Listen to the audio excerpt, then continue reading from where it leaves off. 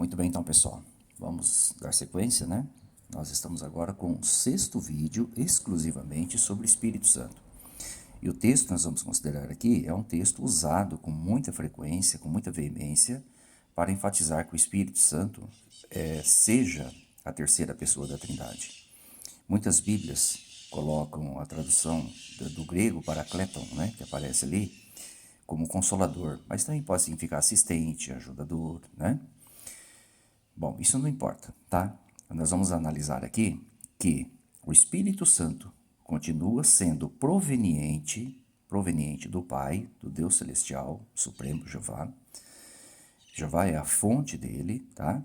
E a gente vai analisar aqui alguns comparativos mostrando que aqui se trata realmente do poder que Jeová ele emanaria de si para fortalecer seus discípulos para continuar dando testemunho de seu filho, né, o Messias aqui na Terra. Vocês vão perceber isso claramente aqui nesse vídeo, tá bom?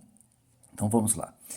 Então aqui em João 14,16, veja que a fonte é o Pai. Jesus disse que rogaria ao Pai para que o Pai enviasse, né, outro ajudador. Também pode ser assistente, pode ser consolador, né? O que você quiser classificar aqui, você coloca. Isso aqui não é nome do Espírito Santo, viu? Tá? Isso aqui é um adjetivo, tá? Então, o Espírito Santo,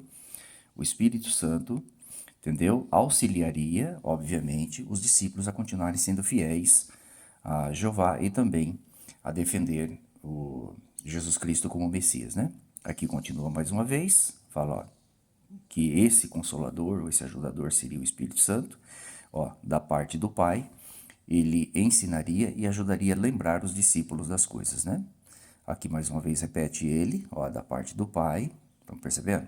Aqui ele é chamado de Espírito de verdade. Por que é de verdade? Porque provém do Deus da verdade, que é Jeová, né? Olha, ele procede do Pai, tá vendo, gente? Ó, e ele testificaria.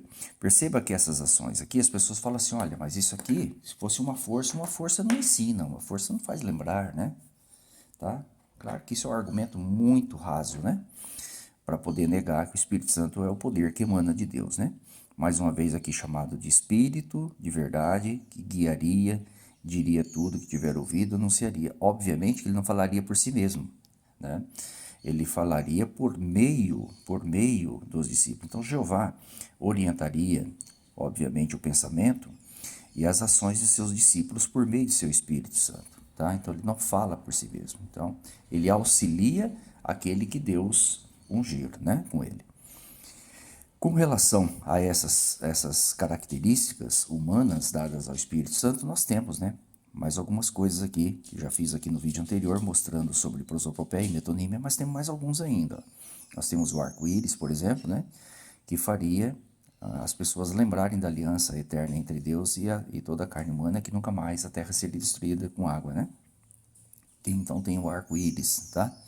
A Escritura também ensina, repreende, corrige, instrui, coisas que o Espírito Santo faz, né? Nós temos outra aqui que fala que as obras que o Pai me deu para realizar, olha, essas obras testificam, né, de Jesus Cristo, perceberam? Olha, mesma coisa que diz que o Espírito faria, tá?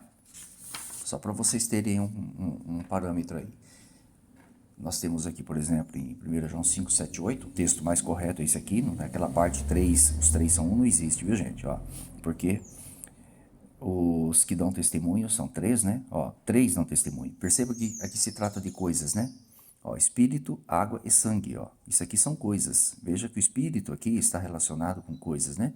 Também dão testemunho, né? Sobre Cristo, né? E o que é interessante agora, que vocês vão perceber, falando sobre esse consolador que viria, o escritor Lucas, veja do que ele chamou pouco antes, né, do evento ali em Pentecostes, o que seria o Espírito Santo. Olha, eis que sobre vós envia a promessa de meu Pai, porém, ficai, porém, na cidade, até que do alto sejais revestidos, ó, do que Lucas chamou o Espírito Santo? De poder, ó. Então, aquelas pessoas seriam fortalecidas ou empoderadas pelo Espírito Santo que emana do Pai Jeová. Obviamente que Jesus passou a ser, né, o transmissor disso, né, porque ele é o cabeça da congregação, etc. tal, né, posição posta aí né, pelo Deus Todo-Poderoso Jeová, tá?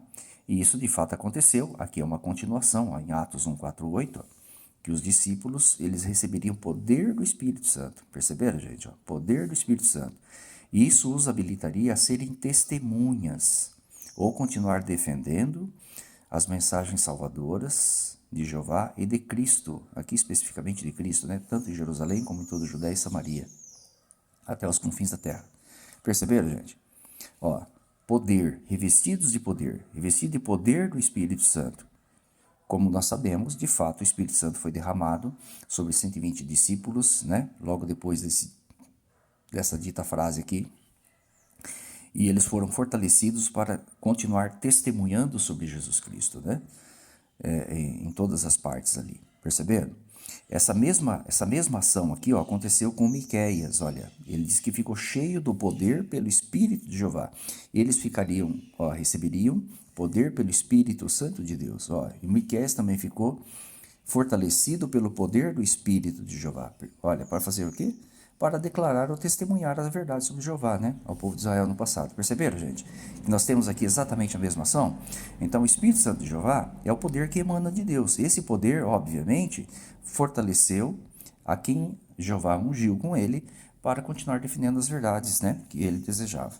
Aqui fala do próprio Jesus Cristo ter sido fortalecido com o Espírito Santo e poder para realizar os milagres, né? Que ele fez.